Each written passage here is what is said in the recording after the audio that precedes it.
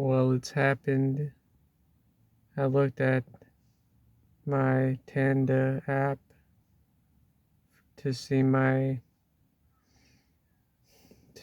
shifts, and it was gone. They took away my Thursday shift like they said they were going to, and now I'm done with the company. They send the email saying that I was being terminated for not following the standard operating procedures and not following reasonable uh, instructions from the housekeeping manager. And it said that the reasons weren't limited to these two things. So there's probably like a lot of other reasons that they fired me. So this is me reviewing my performance and seeing what I could have did differently. So what I could have did differently was, I guess,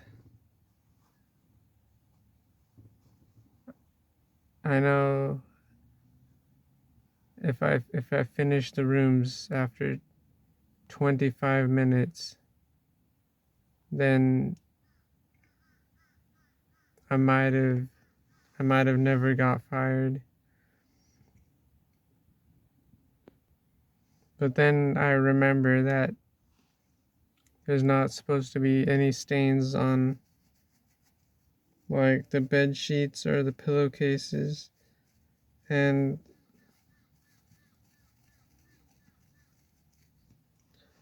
and but I was like, okay, if I just leave it stained like that, then I should be able to finish within 25 minutes. But you're not supposed to leave the bed sheets stained to save time. It has to be changed. And all of this needs to be done within 25 minutes. And one thing that I also did to save time was I wouldn't perfectly tuck in the Duna covers. I would just kind of leave them hanging on the side. And you're not supposed to do that either. But you're also not supposed to take over 25 minutes to clean a room. So what also something I could have did was not eating lunch at all. Just powering through it and getting it done on time. And if I skipped lunch and powered through it, then I might not have gotten fired. So the housekeeping manager was actually talking about how she thought I deserved a second chance, but the supervisors were teaming against me. They were getting frustrated about how my rooms weren't, like I wasn't cleaning my rooms on time, and that was making them go overtime, having to wait for me to finish my rooms and then having to call me back when the bed sheets weren't perfectly tucked in, or when there was a stain or when the carpet wasn't vacuumed properly.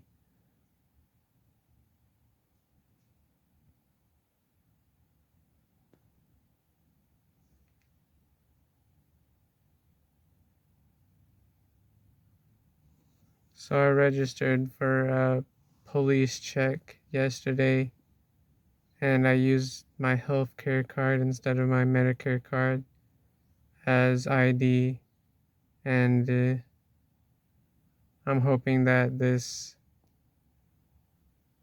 is enough to get a police check. But I realized that I could have used an overseas passport instead of a Medicare card, and I even had a photo of it in my phone, so I could have used that, but I just used Medicare card and I didn't even have a photo of it in my phone. I think it was on the other SD card, and I had to switch the phone off to swap the SD cards, and I didn't want to do that.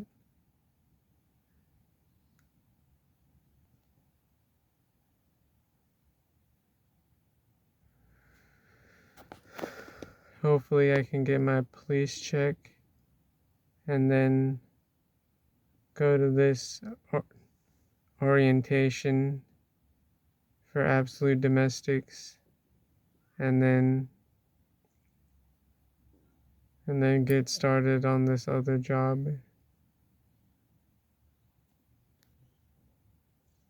They say that you have to download an app and they set up your account, and you get to look through a bunch of clients and pick out which one you want to work with.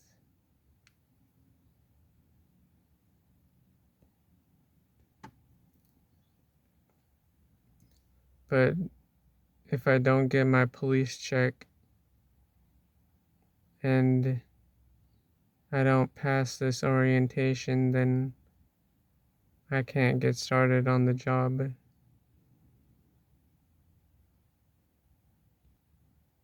And I started wondering if I even want this job, if I know that I'm going to go through the same thing that I went through with AHS Hospitality, like not being quick enough and not meeting the quality standards.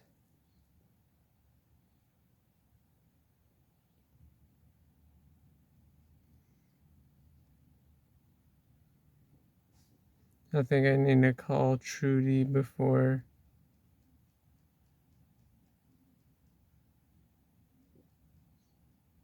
like either today or tomorrow.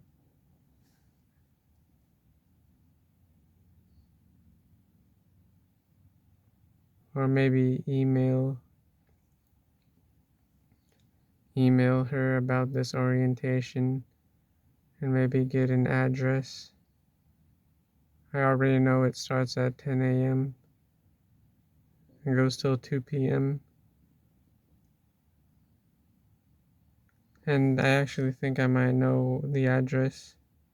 If you search Absolute Domestics Victoria Point, you can find an address on Google, so I might have everything I need to go to this orientation. But maybe I should email her just to make sure I have the right address. I think it's pretty ridiculous how they, in the police check, they make you pay money, and then afterwards they tell you that you need all these documents to finish the process, And I think it's beneath like the government to do things like this, to just take your money and then tell you to provide documents that you might not even have. But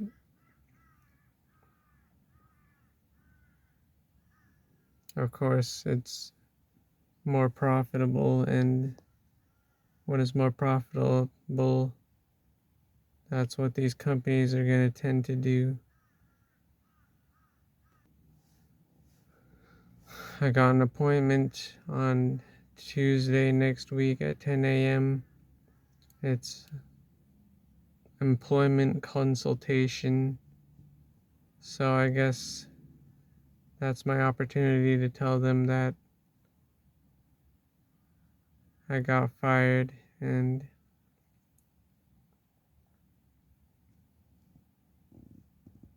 now I can't report hours anymore. So I need to start reporting like 16 job applications a month. And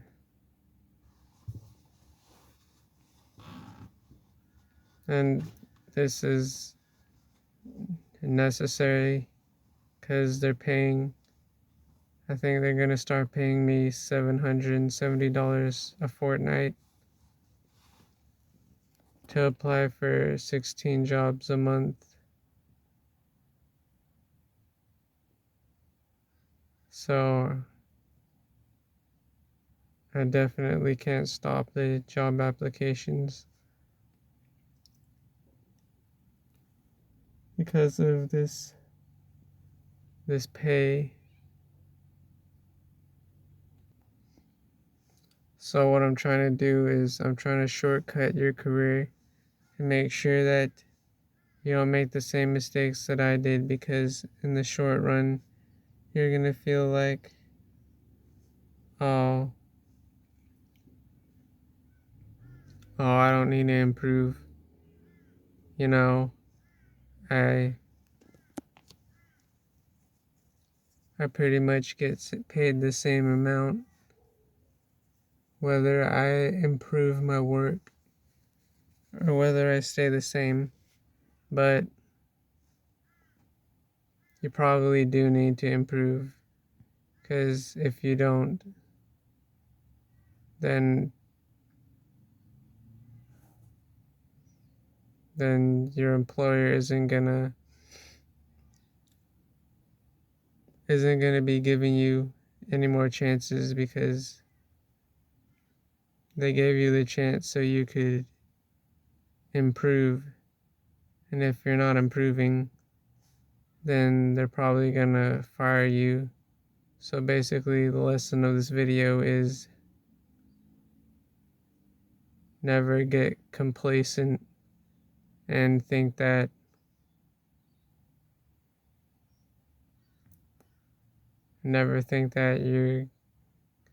you're good enough as you are, because these companies are giving you a chance that you can improve.